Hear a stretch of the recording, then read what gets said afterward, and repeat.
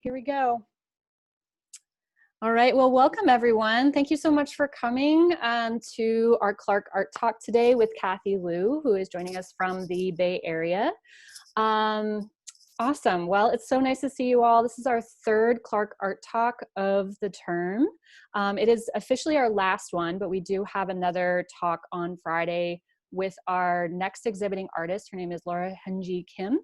And her exhibition opens tomorrow with Archer Gallery virtually at archergallery.space.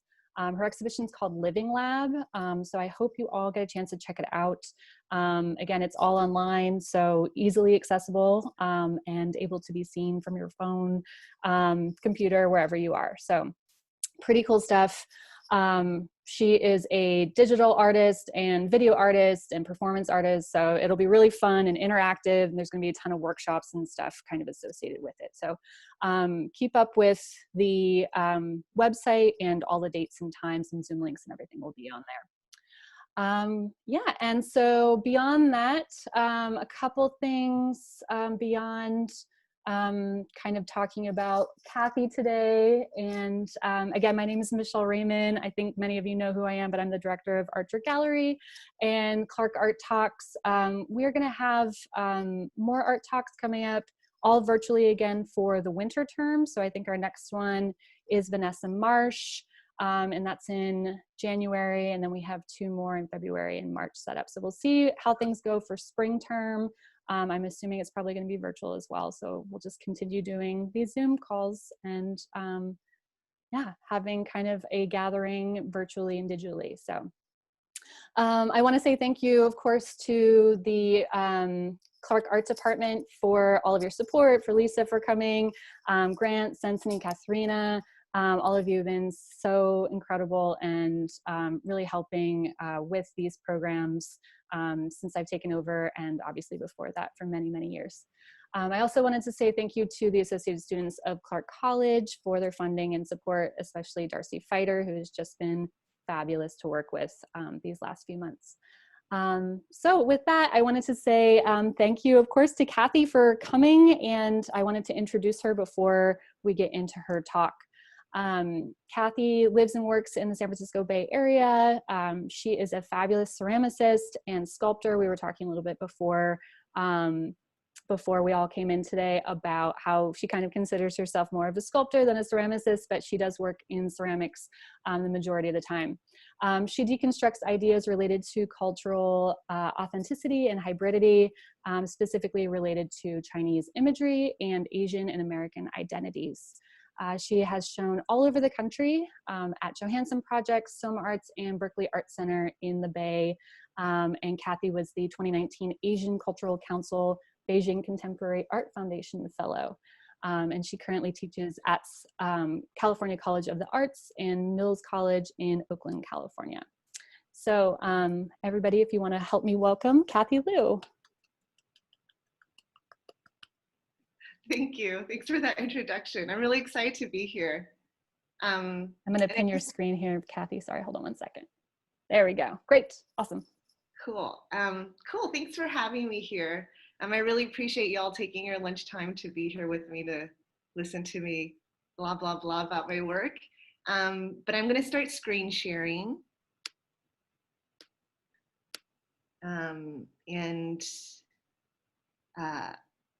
I kind of think of this as more of a casual presentation of my work. It's mostly in chronological order, just sort of talking about like the development of my ideas and my work together. So,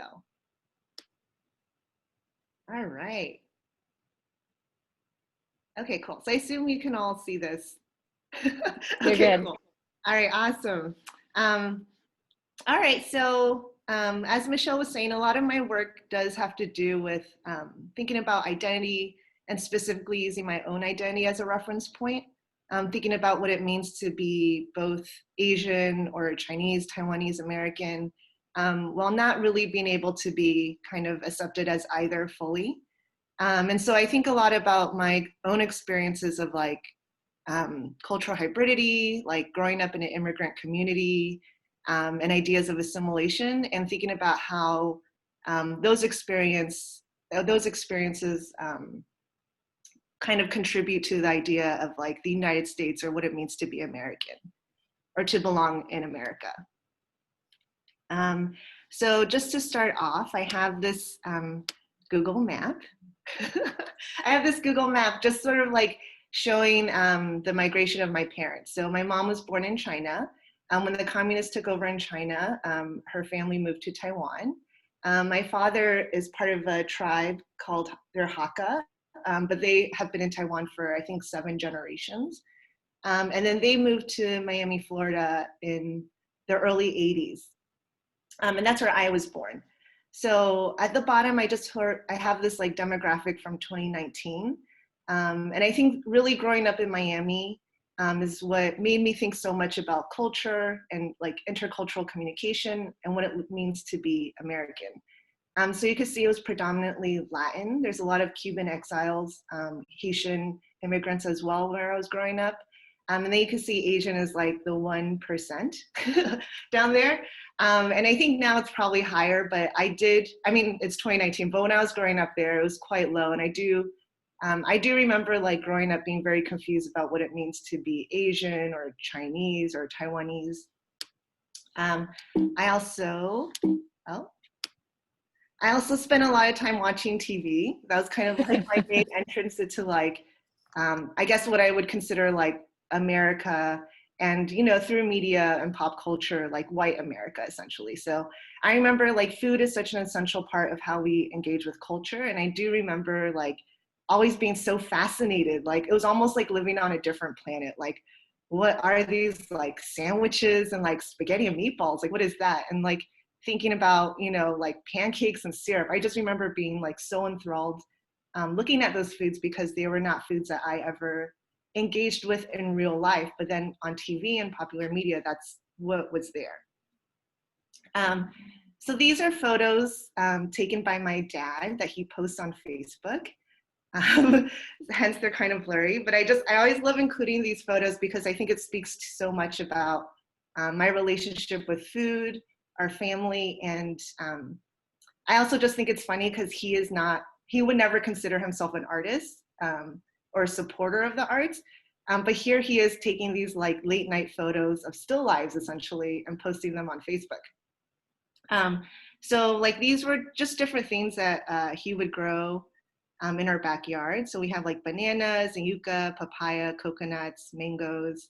Then we also have some bitter melon, more yucca, and then I could see the wine. He's proudly displaying his wine. So I think there's been some drinking involved in posting these photos. But basically, like I just love this mix of foods because like yucca is a really popular food in Cuban cuisine. And I don't know that like I would have ever had yucca if not for growing up in Miami. And bitter melon is usually considered like more of an Asian food, but here it is all together with the yucca and bananas and coconuts. So, you know, just thinking that these foods might never have come into contact if not for the immigrant communities that I grew up in. So then thinking more about produce too, like I do remember, you know, grocery shopping. You know, we would go to the mainstream markets and they would be mostly like full house food, you know, like the white food, or that's how I thought about it. And if you wanted like Cuban food, you would go to the Cuban markets, which there are a lot actually in Miami. And then for Chinese food, there wasn't that many. I do remember like going out with my parents to like the one Chinese grocery store so that they could buy the foods that they grew up eating. And in those stores, like there's usually these little kind of altars that there's also like kind of more still lives using fruits. And even now, like living in California, in the Bay Area, like this is still something that I still love to do is just go buy food from Chinese grocery stores. And I love looking at these still lives because it's such a marker of culture, but it's always displayed in a way that doesn't sort of show the value, I guess. Like it's always hidden in some corner. Like they don't want it to take up like valuable space where they can sell products. So you sort of have to like sometimes just look out for them. So then post grad school, so this is like probably 2011, I started making these still lives of fruits inspired by the food that I was buying in Chinese grocery stores. I made a lot of terrible work in grad school that I never show. So this is all post-grad schoolwork. So I basically would go to these markets, buy some fruit, and then make plaster molds of them and then cast them. And then paint them with underglazes and glazes, and then sort of display them in a way that they might be displayed in a Chinese altar. And for me, I really love the idea of like mixing what we consider like normal mainstream fruits with like what we might consider exotic fruits. And I think that speaks so much also to how we think about different cultures, like mainstream culture versus like peripheral communities or cultures. So for me, like I wanted to sort of like mix that all up and display them together. So this is a kind of a more developed version of those first few experiments, where I have like the jackfruit and the bitter melon and all the different fruits together, displayed on an altar. The pedestals are wheel thrown because I was like, you know what, I have a ceramics education. I can show that I can wheel throw, so that's why I did that. But yeah, again, just sort of thinking about like putting all these fruits all together where maybe in certain stores or the way we engage with them, we might separate them into different categories. And then I also like would paint these like bleeding spots on them, I think just sort of to kind of stress the like, I don't know, almost like the struggle that I feel like a lot of immigrant groups have in the US. So this is another version of jackfruit. So these are 36 jackfruits just stacked up, kind of the way you might see them in like in a smaller community store. So I was really inspired by going to different markets, especially the ones in Chinatown, because it wasn't like the things that they used to display their products were mass made. Most of the time it was just like DIY, like they would take some like wire coat hangers and like form them into hooks to hang bananas, or use like just rope from the store. And a lot of times it would just be like kind of just more practical, like displaying things in cardboard boxes and pallet wood. Again, thinking more about like different ways of engaging with Chinese culture in the US. Like when I moved to the Bay Area, I was super excited to live in the city that had a lot of like a rich history of Chinese immigration. And so I went to the Asian Art Museum, which that was never anything I had access to prior to living in the Bay Area. And I saw this treasure case, and this treasure case is a pretty common way for to display Chinese valuable objects. And I just became obsessed because it was, obviously the objects are beautiful. The case is an interesting display. But then I also started to think more about how, growing up as part of like more of a diaspora, like I couldn't really relate to these objects. I didn't really feel like these objects sort of showcased my experience of Chinese culture, but instead showcased this like ancient, still display or almost orientalized display of Chinese culture. So later on, I decided to make my own version of that treasure case. So I basically just went to that museum one morning on a weekday, and I took out my little measuring tape and I measured it all out. And so I made a copy of it and then replaced all of those objects with just different objects that, basically reference my experience of Chinese culture or just my experience growing up in the 90s, etc. And so it was really funny too, because like I realized in making this replica that the Asian Art Museum's treasure case is also a replica. So theirs is a replica of a treasure case in the Forbidden Palace in China. And then I was making my replica of their replica. And I just love that idea of like copies and replicas and imitations, and thinking about how culture is translated through time and geography. And like when a replica sort of becomes its own thing or a new thing. So I have like these face sheet masks that are really popular in East Asia and becoming like very popular here as well. And then I also have like more fruits. I had this I also just would buy things from like Oriental trinket markets and paint over them. At the bottom left-hand corner, you could see like a stack of bowls. So I would buy like instant noodles, like Chinese instant noodles, and then they usually would come in this like plastic throwaway container. And so I was really fascinated by the containers because they are obviously shaped like traditional porcelain Chinese noodle bowls, but now they're plastic. And then I was just sort of fascinated by that like idea of culture, like by putting them in this like plastic Chinese shape bowl, it kind of adds to the authenticity of the instant noodles. And so I made my version. I would make a mold of those instant noodle containers and then recast them in porcelain and then paint them with like plastic melamine colors.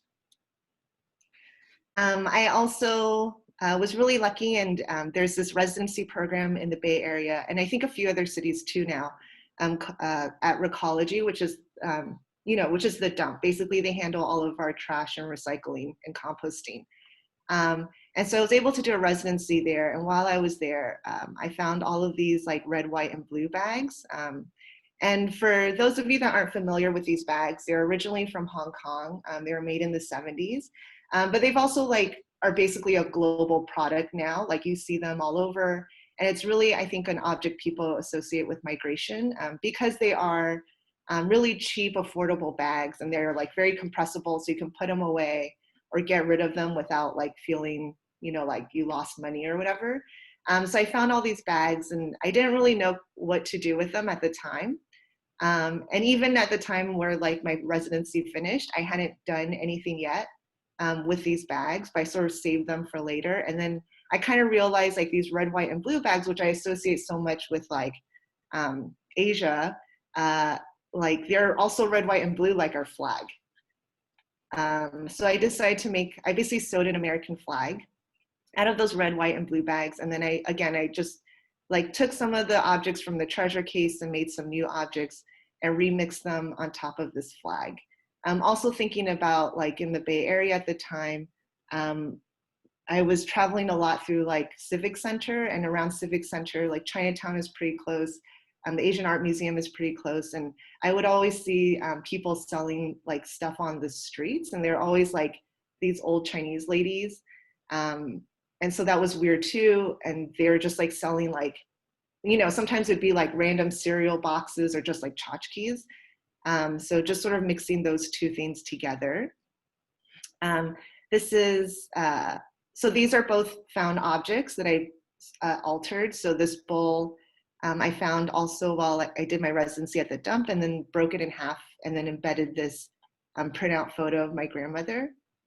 This one on the right, this vase I actually got off of Craigslist because at the time there's a lot of like people and like Chinese immigrants, and basically they would like import all these vases with the intention to sort of sell them or open a store, but somehow they just like never got around to doing that. And so their garages would just be filled with like Chinese vases. And that kind of reminded me of like my own father, who like also we had a bunch of vases in our house. And I always just thought it was because he, liked the vases. But in actuality, when I asked him about it, he was like, oh, I thought maybe, Americans love Chinese vases. So I thought maybe that could be like a way to make money, but he also just never got around to doing that. So I bought these vases and would add like my own ceramic pieces on top of them and glaze them and refire them. These are more examples of found objects that I just China painted on top or gold lustered on top. So I had found this like commemorative like presidential plate. And I think it ends with like George H.W. Bush. And, of course, they're all white men. They're all white men. So I was like, oh, maybe I'll paint like some beauty mass on them. I just sort of was like interested in that. And then this example on the right is like an example of like, blue and white pottery and that whole tradition, but the European version of the Chinese version of blue and white. And so I just painted these like little girls. I think of them as like little Chinese girls like taking over the landscape. Oh, sorry, my voice is a little clogged. Okay, so I'm also really obsessed with peaches. Like, I love fruits. I could talk about fruits all day, but I also really love peaches because of their symbolism in Chinese culture and also American culture. So besides being a delicious fruit, I love thinking about peaches and how they're also considered an American symbol as well, like Southern fruits. So I have some like examples at the bottom, like even most recently, like I'm a Georgia voter. That's a picture of a peach.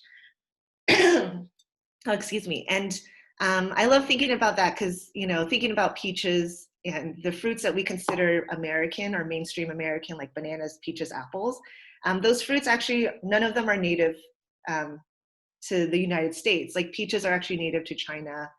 Bananas are native elsewhere as well, but we sort of think of them as American now, right? But then in Chinese culture, it's also a really important symbol of like longevity and prosperity. So here are some different examples of them, like in traditional Chinese art objects. And then of course the peach emoji and its like relationship to, you know, sexuality and femininity. So I decided to make my own version of the peach. And thinking about Chinese culture, there's this like a lot of stories or mythology about this immortal peach garden. And that's where the immortals lived, and they would eat the peach like once every thousands of years and then gain more immortality. And there's like various stories of people trying to break into the peach garden to steal some of these peaches to eat so that they could be immortal. So for me, I started thinking about that and this idea of like the Garden of Eden. And I think this is like after Trump was elected too, and that slogan of like, make America great again, this idea that there was this time where like everything was awesome or really great. And sort of reminded me of our like creation stories, our mythologies of like when things were pure or perfect. And so I wanted to take that idea of making a garden, but like making it really kind of weird and gnarly. And also thinking about growing up in Miami, the idea of like gardens is like much more humid and it's sweaty and it smells weird. It's very different from like what we might consider like a manicured English garden or like plants in the Bay Area. And so I just knew I wanted to have this like atmosphere as well. And so inside of these like concrete, I guess, stands, and inside a lot of the peaches, there's humidifiers that will let out humidity. And I also really looked at a lot of skin diseases to create the textures on the peaches. And I think for a lot of people, they don't even recognize that they are peaches. They're always like, what is this weird thing you made? But for me, I also really like that idea too, because I think it just really speaks to this idea of like a third space or a third culture. I think a lot of times people try to simplify like the experience of being bicultural or like hyphen American as being like, okay, well, you're like, you know, you're half Chinese and then you're like half American. But in actuality, it's like much more complex than that. It's not just like you're 50% this and 50% that, but those like two parts actually combine to create a new culture. And so that's kind of how I think about these like peaches being just like transformed or fermented. And like not really, I don't really need them to resemble the original object, I guess. So these are some close-ups. And I made these at Anderson Ranch in 2016, but I didn't really, I wasn't really able to assemble them together until 2018 in San Francisco. And these are just, again, more riffs on the idea of a peach. So these are some wall works. So this big green peach has these like little girl heads sticking out. And this is referencing another genre in Chinese art called 100 Boys Playing. And I actually have a lot of drawings related to this that I'm not going to show today, but basically there's this genre that depicts a lot of like little boys playing, and the idea is that by showing these little boys playing, it foreshadows their future successes as adults. So, you know, if a little boy is playing with like a pen, he's going to grow up or to be a great scholar. If he's playing with a sword, he'll be a great warrior. And you'll see this in everything from like ceramics to traditional paintings to like, you know, current noodle packaging or food packaging in grocery stores. And so this is my version of that, where it's just, instead of boys, I've replaced them with all girls. And they're just sticking their heads out. I was also really interested in like those pimple popping videos that you can find on YouTube. So thinking about these girls as like being squeezed out from the skin. And then here's another peach with peach pits on the outside. And then this bottom peach has all of these like fingers with yellow nails coming out. I think because also growing up in Miami, one of the ways like the only other times I would see Asian people, like besides in my house, because I was related to them, or in a restaurant, like a Chinese restaurant, was also in a nail salon. So So yeah, just thinking about this idea of like nails and labor, immigrant labor, that was kind of the inspiration behind that one. Oh.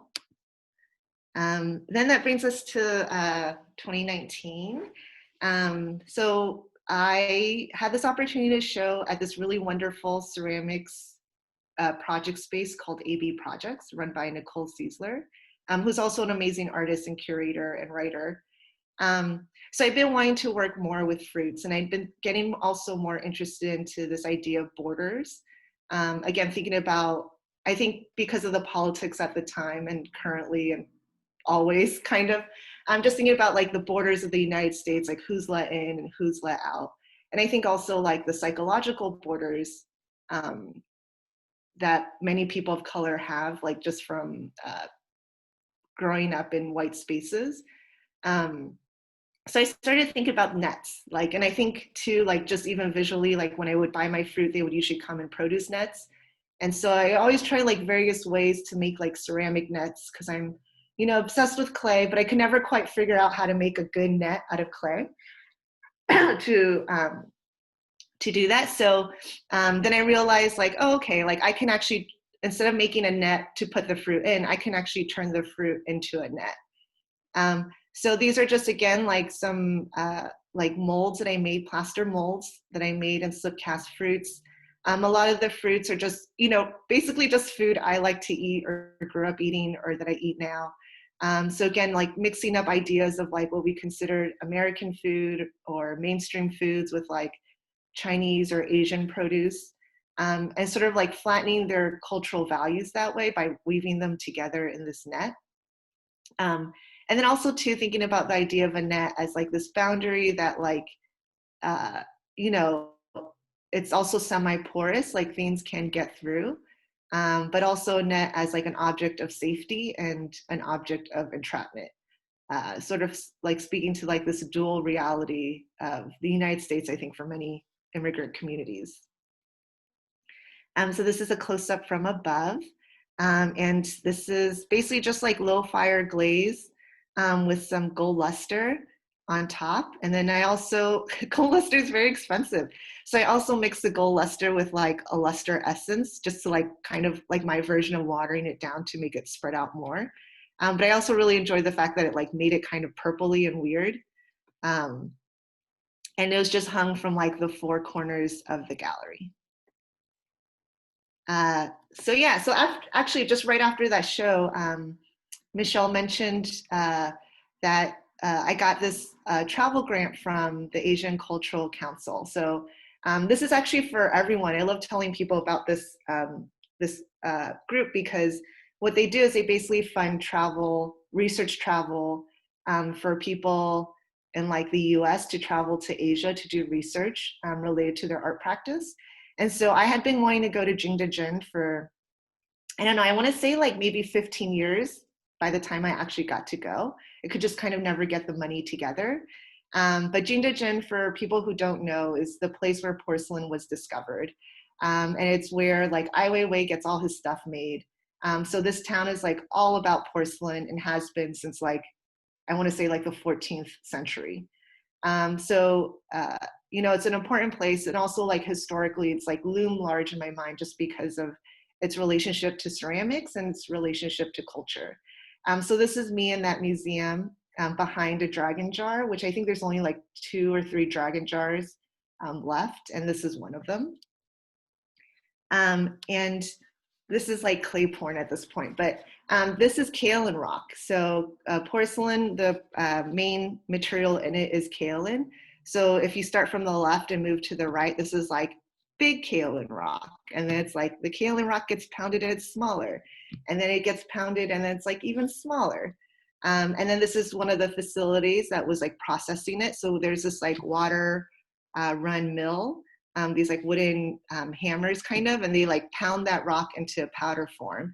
And then they mix it with water and then it becomes clay or porcelain clay. And I really just loved, it was just outside, like anyone could kind of come here. You could see there's like animals walking on top of it. And I really loved seeing that because it just felt so natural to the context and the environment. And I think as someone who is like educated in ceramics in the United States, there's this like kind of fetishistic relationship to Asian ceramics or to porcelain. And so I think because of that, it actually always made me a little, like it always made porcelain like a little off-putting to me. And so it was not something I ever worked with. But having been in Jingdezhen and just seeing how it was like so incorporated to everyday life, it wasn't this like, I mean, it was an object of luxury and like a very valuable and loved material, but it was also just like everywhere. So like, you know, you can see in this like street barrier, they've like painted, it's not ceramic, but they've like used the same approach where they're like painting blue decorations on top.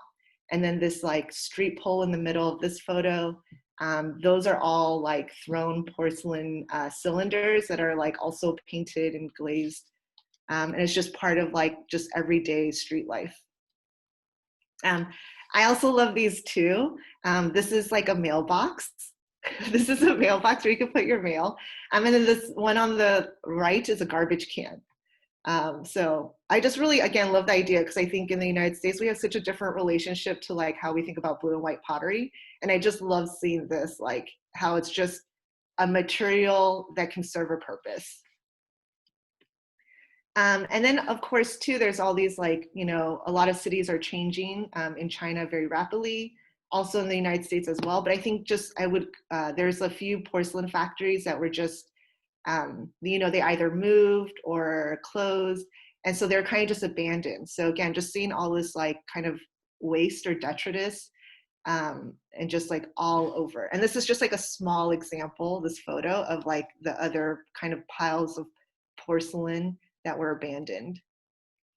And I think too, people who work with clay, we tend to have this like, we tend to be like obsessed with bricks as well, because bricks are also ceramic and it's just also just such a part of like everyday life as well. So because there's a lot of construction, there's always just like piles of bricks. And so for me, it just made me think so much about like, kind of like neighborhoods changing, this idea of like construction, because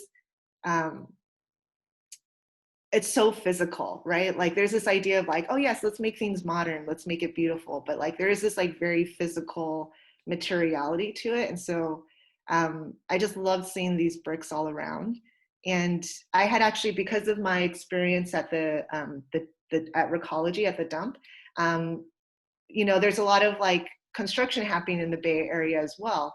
And so there's always like bricks being thrown out there. And so I started collecting bricks in 2017, which is not easy to do when I was living in like a studio apartment at the time. So yeah, I started collecting all these bricks and seeing these bricks in China and like the way things are moving in the Bay Area, and also kind of like knowing the history of Chinatown in San Francisco. There's like a few brick buildings there called that utilize a lot of clinker bricks, which are just bricks that had been like over fired, and so they partially melt.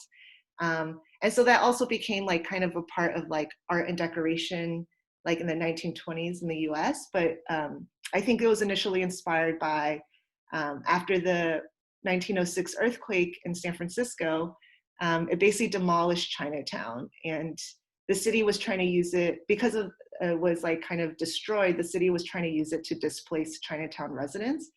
And so when those residents found out, they actually just came back and started rebuilding themselves using the messed up bricks. And so, yeah, just knowing that story too, it made me, it made me start to like, this was like my entry point into a new body of work called Foreign Bodies. And so I have all this like discarded Bay Area brick, and then I mixed in my own porcelain fruits. I also started to think about, again, thinking about like our creation stories and these like mythical utopian garden spaces. And so this is my version of a sacred tree where like it has all these different fruits, but made in the way that references like, again, like the grocery stores that I shop at and like some of this bamboo scaffolding. I also, again, became more obsessed with the idea of like border objects or temporary border objects, which for me are like security fences and like traffic cones. Just because I think when we think about cultural objects, there's this like idea, and I think for most of us, a lot of us, we just automatically think to the museum, like those objects, and they represent culture. But then I started to think more like, you know, there are objects that we use every day that I think really speak so much more to who we are as people. So I think these border objects, this idea of like defining a space, either for protection or to keep other people out. Again, just having grown up in an immigrant community, it was like something that was like, I was thinking about more. And then because I had gone to Jin, I think I felt more comfortable with using porcelain, which is not easy to hand build with, I discovered. So yeah, I made these like porcelain security fences. I also made a lot of drains because I just was always fascinated by drains because I mean, I know there's like plumbing underneath and it's all connected and there's a sewer system, like blah, blah, blah. But like, I don't really know what it looks like down there. I can only see what's above. And then also thinking about like stories of people digging tunnels to like sort of secretly cross borders, sort of also made me think more about drains too. So like throughout this gallery, there's like different drains on the ground. And I also, while I was in Jin, I worked with some craftspeople, some artisans to create these American cockroaches and then also little ants. So also thinking about how immigrants are sometimes described in terminology that's also used to describe like pests or insects, like invading or taking over, or it's a plague. So I also had these like insects scattered around the gallery as well. So this is just another security fence with some traffic cones in the back. And then during quarantine or during shelter in place in the spring, because like things were relatively closed down, there wasn't a lot of traffic. So I did some photo shoots with some of my objects outside. So this is just like in a parking lot near my neighborhood where I set up the traffic cones. And they're all like basically coil built, and I really love like leaving the finger marks. I'm not necessarily interested in like a trompe l'oeil situation where people are like, oh my God, that's ceramic, because it's clear that it's like handmade. But I do like that it references the object enough so that people know that it's a traffic cone. So yeah, this is, that's it. This is just my last slide of me at a recent show at this really cool gallery space in Oakland called Control Shift, with posing behind my security fences. And then I have my email for anyone who has asked me questions, and Instagram and website if you want to see more of my work. So thank you. Awesome. Thank you so much, Cathy. This is amazing. Thanks. So we'll open it up now to questions if anybody has any. Should I stop sharing my screen? Sure. I have you pinned, so it'll still be you, but yeah, it'd be nice to see you in a bigger way. Okay. There we go. Awesome. Great. Cool. Yeah. Does anybody have any questions? Feel free to use the chat function as well. I know sometimes it's intimidating to kind of orally ask questions. So if you want to use the chat function, feel free. Or feel free to just speak up. Actually, I don't know if you have to call on me or raise my hand or how. No, go ahead. Yeah. I actually had a question about when you did your, I don't know why this one stuck in my head, but there's a jackfruit sculpture that you did with all of them stacked on top of a palette, and I was wondering why did you choose to use the colors that you did in that, because it seemed a little bit contrasting to some of the colors that you used earlier and then later on your fruits. And it really kind of stuck in my head as something that was really like, it seemed very exploratory. And I was just curious if there was a reason why I used those pastels and stuff specifically. Oh yeah. Yeah, in terms of the colors, like, again, I wasn't trying to like fake people out. I wasn't trying to make them think like, oh my gosh, these are real jackfruit, like stacked up in this gallery. And so like, I think because of that, I just decided to get like, I just wanted like really bright colors. And thinking too, like, again, I think my sense of color was really informed by growing up in Miami as well. Like in Miami, it's all colorful. And I think like after I moved to like like I lived in New England afterwards, like Boston area, and then I moved to the Bay Area, and like people are really into like, you know, like there's so many shades of gray, like charcoal, you know, like I don't know, there's so much, you know, and like I think like prior to that, like I was really missing color, and I just wanted to have these like really bright, kind of like eye-catching colors to like pull people, just to sort of pull people into the sculpture. Yeah. I think that's so interesting, Cathy, actually, like thinking about architecture in San Francisco and the colors of houses. Yeah. Because that's totally, that feels like the colors of the houses that you've chosen to apply to these fruit. And I never thought about that before. I was also thinking about color in relation to your work. I think that was a really great question, Robin, in conversation, because I think color plays such like a huge role in your work. And I think it's great to hear, yeah, why you chose what color. So yeah, I think also too, there's this idea of like tacky. Like there's this idea of tacky, and I remember growing up, like, you know, usually Asian, like Chinese object is very like red and gold. Like those are our like colors that we celebrate. But like, I think for a lot of people, it's like, oh, so tacky, like it's blinding and garish. And I think, again, those are like different cultural values that we just don't even, we don't think about.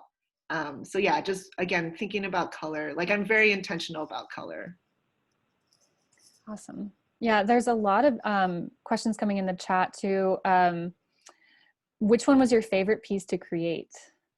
Oh, I don't know. All of them are pretty stressful. I have to say, like working, it's weird because like I'm sort of an anxious person, and so like working with ceramics in the way that I do, like, you know, even thinking about that pile of jackfruit, like they're not glued together, they're literally just held together with gravity. And like I live in an area where earthquakes happen, and like thinking about the piece that I showed in LA that was like a net of fruits, like that's just steel cable like attached to like walls. I don't know, like, so like a lot of those things make me sweat. Like the security fences, again, like those security fences are not, they made them in parts, and then they're not even glued together. So they're literally also just held together with like, with tension, essentially. And like I placed some sandbags at the bottom just to like, they stand on their own, but I think just for my own psychological comfort, I place those sandbags.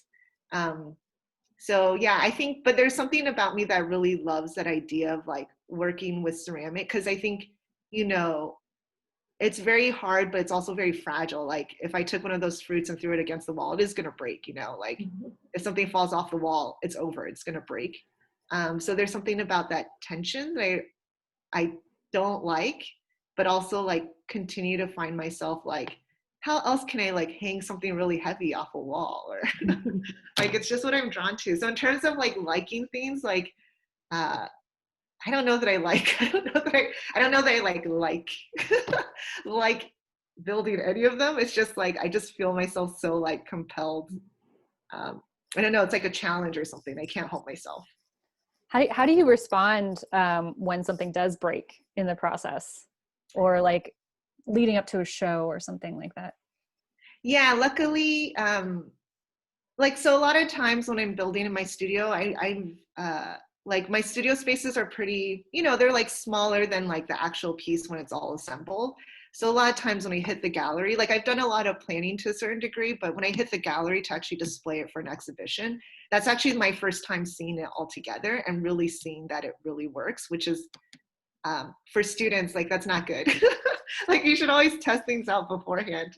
But like a lot of times that is the situation I find myself in.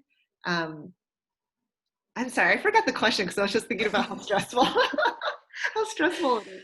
Just how do you respond, like, you know, in the moment? Yeah. Totally. Yeah. So things break, you know, that's kind of like just the nature of ceramics. So I think for me, like I have a really good relationship with glue, which is really funny. That's actually my favorite demo to give in clay class. Like it's not coiling, it's not slip casting. Like I go all out on glue. Like we talk about different glues. I talk about the different stores they buy the glue in. Like I talk about like, oh, you can use a blow dryer and like heat up the PC7 so it makes it more malleable. Like these are the different colors of glue. Like this is how you mix gold powder into the glue to make like a fake kintsugi. Like I love it. And so like, yeah, when things break, I kind of just live with it now. Cause I think for me too, like, I don't necessarily think the most interesting thing, and I've been told this by others, the most interesting thing about my work is I don't think necessarily the craft of it, which I don't know, like, as maybe an embarrassing thing to say, but I, like, in terms of craftsmanship, like, you know, like, even especially after going to Jingdezhen, like, and seeing those people work, like, that's craftsmanship, you know, like, that is really intense craftsmanship on another level. And for me, like, that's not my strong points. And so I think I sort of stopped thinking about this idea of like making perfect craft, but instead making objects that I think are reflective or just sort of like reflect the experience of the material. So like, you know, recently, like, my cat sat on a bunch of porcelain nails that I made, which was horrifying and very disappointing. But now I'm also like, well, that's the experience of the object. And I was the one who made really tiny, thin porcelain nails. And I also was the one who let my cat into my studio. So now I'm just sort of like, it's fine. Like, I sort of think of it as a way to like problem solve or to just sort of like show what happened. So I'm not too fussy about like, if I have to glue something together, I'm not necessarily trying to pretend that like it never happened. Yeah. Awesome. I love that. There are a ton of questions, so I don't know if you want to choose or if you want me to just read them to you, Cathy. Oh yeah, sure. I think like Zoe asks, is it hard to make a living in the art world? I think a lot of the students love to hear the response to this. So yeah. I love the question. Yeah, I feel people feel it's so taboo to talk about money, but money is real. I mean, it's not real, but it's also real. So no, it's not easy. I guess I would say like, if I could do something else, I would do it. Like, I still have dreams like, oh, what if I just went to dental school? Like, that's okay, I can do that and then like be a dentist or a dental assistant. I have those ideas like less frequently now because I'm like, no, this is what I do. But yeah, you know, I think for art people, like, you really have to be really driven. Like, you have to be very self-driven because there's not a lot of external reward. And I feel like, especially in the United States, where like there's, you know, like I think in Canada, there's like all these like, you know, funding you could get from the government, but in the US, it's like way harder to get funding. It's harder to get jobs, and like it's harder to, unless you make a certain type of object or imagery or whatever, it's also might be hard to sell. And I kind of always knew that like my shit was weird, and that like, you know, maybe people don't want to buy this. So I kind of just always had like, you know, I've kept up with my teaching. There's like other ways that I've like done small commission projects or even assisted other artists to get by.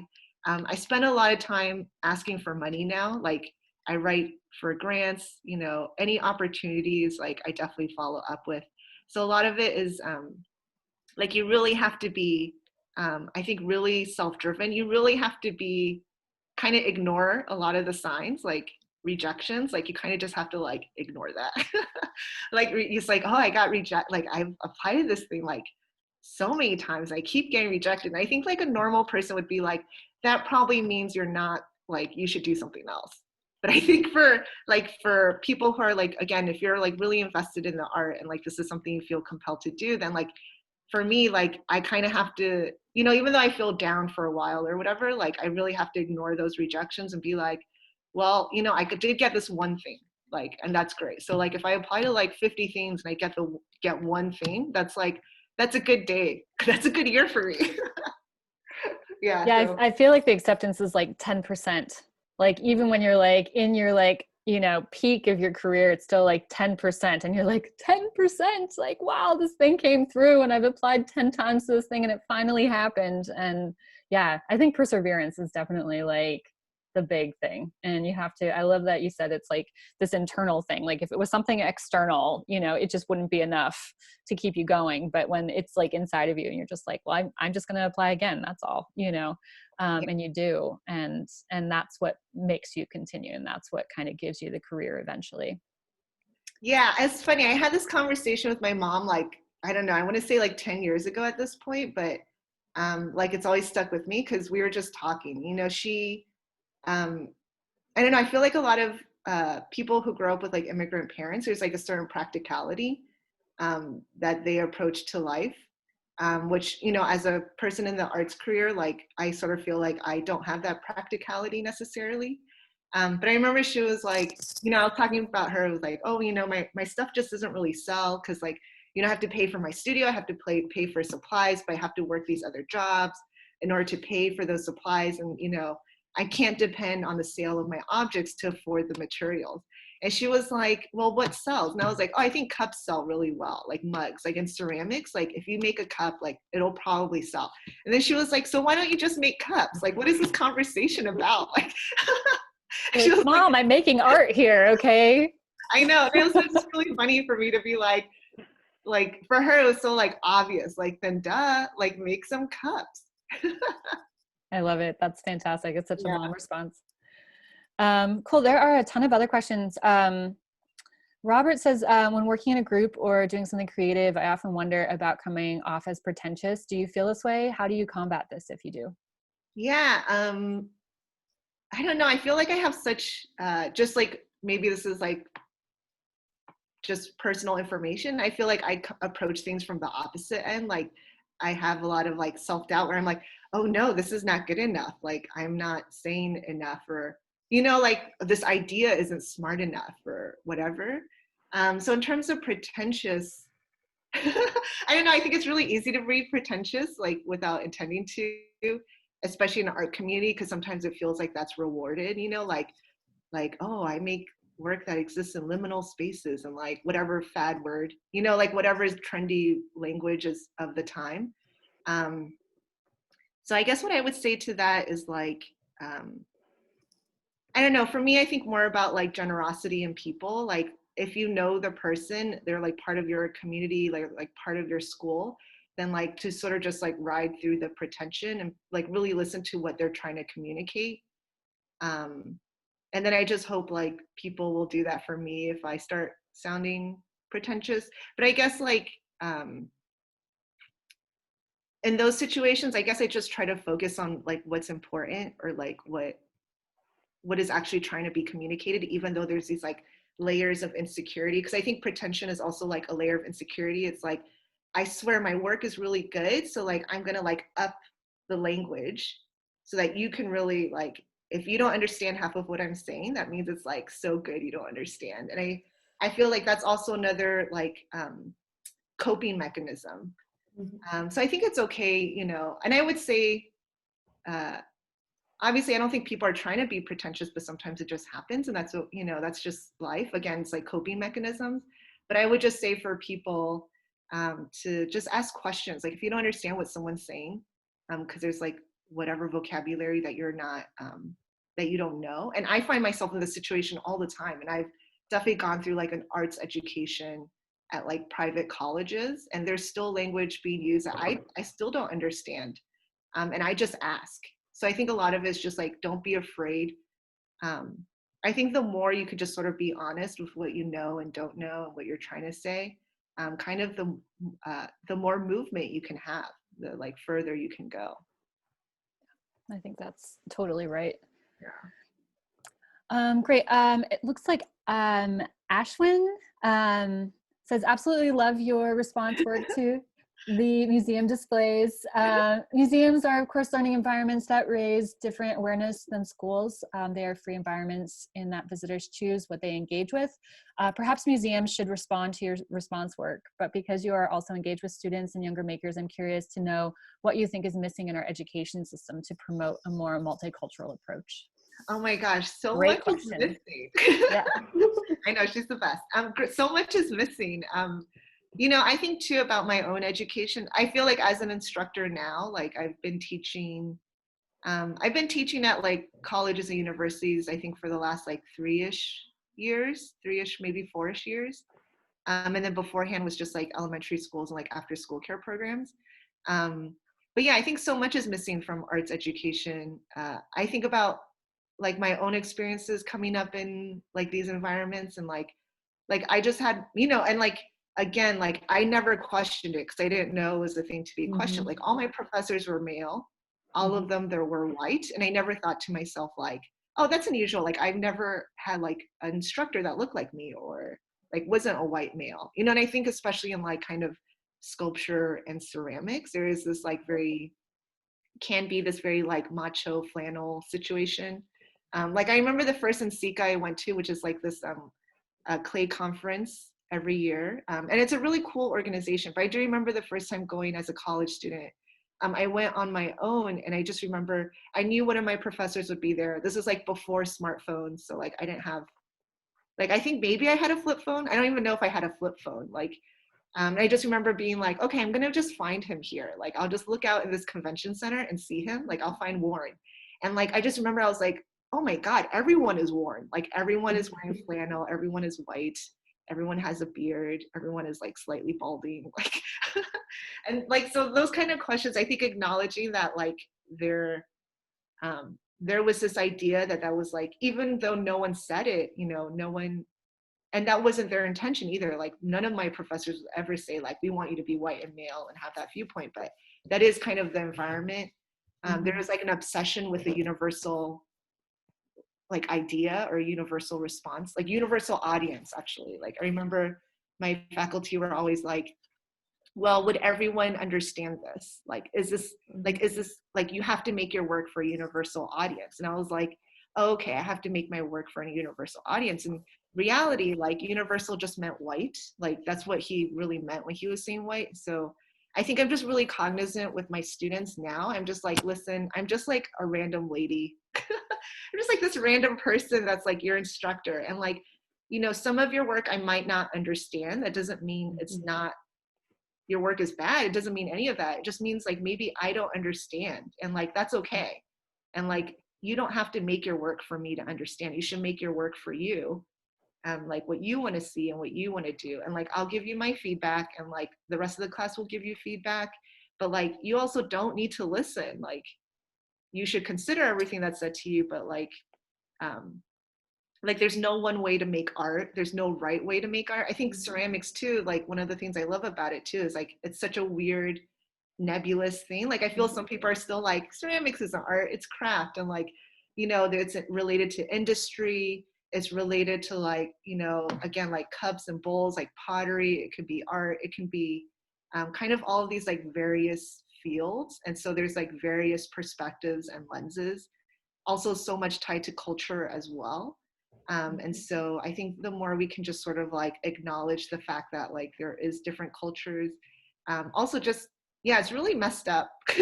Like, I don't know, I think education is so messed up sometimes, like this hierarchy of like the professor is right, the students are wrong. It's just so messed up. And I think maybe sometimes to the detriment of my own authority or whatever in the class, like I'm always like, listen, like this is your class too. If you don't like what's happening, like say something, like do something. Like you have agency to create the kind of education that you want as well.